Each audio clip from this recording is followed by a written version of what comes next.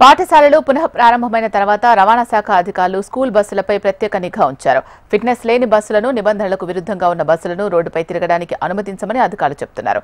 పాఠశాలలో ప్రారంభమైన రెండవ రోజు కూడా ఆర్టీ అధికారులు తనిఖీలు నిర్వహించారు. నిబంధనలు పాటించని స్కూల్ బస్సులను ఉపేక్షించబోమని, ఆ బస్సులను సీజ్ చేయడంతో పాటు యాజమాన్యాలపై చట్టపరంగా కఠిన చర్యలు తీసుకుంటామని రవాణా శాఖ అధికారులు చెప్పారు. మరింత సమాచారం మా ప్రతినిధి అలేఖ అందిస్తారు.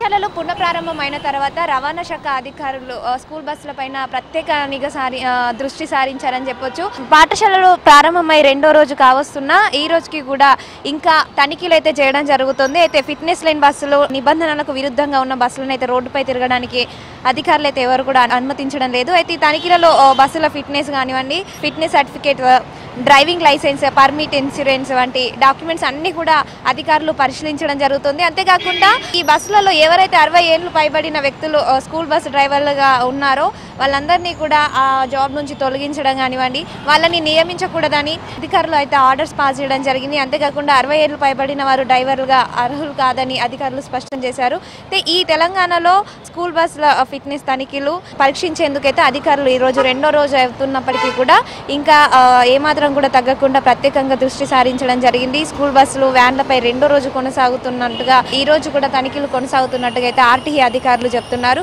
ఈ స్కూల్ బస్సులు, వ్యాన్ల ఫిట్నెస్ వ్యాలిడిటీ, డ్రైవర్ అర్హత కలిగిన వారేనా లేకపోతే ట్రాన్స్పోర్ట్ వాహనమేనా అని కూడా దీనికి సంబంధించిన తనిఖీలు నిర్వహించడం జరుగుతుంది.